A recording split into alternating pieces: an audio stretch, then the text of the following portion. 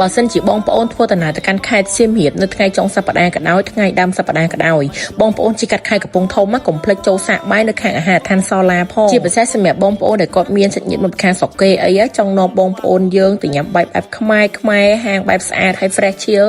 បងប្អូនកុំភ្លេចមកកន្លែងនេះទេសាខ្ញុំមកហើយrecommend ខ្លាំងមែនតែម្ដងកន្លែងរបស់គាត់គឺធ្វើបែបខ្មែរហើយទីធ្លាដីឡើងចង់2ហិកតាបងប្អូនទាំងអស់គ្នាមានទាំងពីអាងហែកទឹកឲ្យបងប្អូនយើងហែកទឹកលេងសប្បាយជាពិសេសអ្នកមានកូនទូចចឹងមកញ៉ាំបាយថ្ងៃផ្ដាឲ្យកូនលេងទឹកផ្ដាក៏បានដែរម្ហូបអាហារឆ្ងាញ់ទីធ្លាធំទូលាយមានកន្លែងចតឡានអីធំធើសំខាន់ចូលមកដល់ខាងក្នុងគឺថា fresh មែនតែនដោយសារអីគឺមានបរិយាបន្នបែបដេកមកគឺពណ៌បៃតងតែម្ដងហើយដើរពីមួយភ័ញទៅមួយភ័ញដូចឆ្លងភពអញ្ចឹងដោយសារអីស្អាតមែនតែនណាបងប្អូនខ្ញុំមកដល់កន្លែងនេះហើយគឺមានអារម្មណ៍ថាដូចមកដល់សៀមរាបភ្លាមហ្មងឆ្លៀតឱកាសនេះខ្ញុំសូមមកប្រាប់ពី product របស់ CP Bank ជូនទៅកាន់បងប្អូន Texan CP Bank កំពុងតែមាន promotion ខ្ពស់មែនតែនជូនទៅកាន់បងប្អូនគឺ CP Bank Buy Now Pay Later ទិញភ្លាមបង់លុយតាមក្រោយបងប្អូនស្ដាប់អត់ច្រឡំទេគ្រប់មុខទំនិញទាំងអស់មិនថាទូរស័ព្ទដៃគ្រឿងអេឡិចត្រូនិកម៉ូតូសូម្បីតែទូរទស្សន៍ក៏បងប្អូនអាចទិញបានដែរដោយគ្មានការប្រាក់អ្វីទាំងអស់ការប្រាក់គឺ 0% ពួកយើងអត់មានត្រូវការទ្រព្យបញ្ចាំទ្រព្យធានាអ្វីទាំងអស់បងប្អូនទាំងអស់គ្នានិយាយទៅទិញជាមួយនឹងឥណទានរបស់ធនាគារ CP Bank គឺចំណេញតែម្ដងឲ្យតែបងប្អូនប្រើប្រាស់ឥណទាន Buy Now Pay Later ជាមួយដៃគូរបស់ CP Bank ហើយបើសិនជាបងប្អូនចង់ហៅជាមួយនឹងដៃគូរបស់ CP Bank អាចមើលតាម website របស់យើងបានមកមើលទីកន្លែងរបស់យើងវិញបងប្អូននៅចូលទៅដល់ខាងក្នុងកាន់តែជ្រៅទៅគឺស្អាតទៅ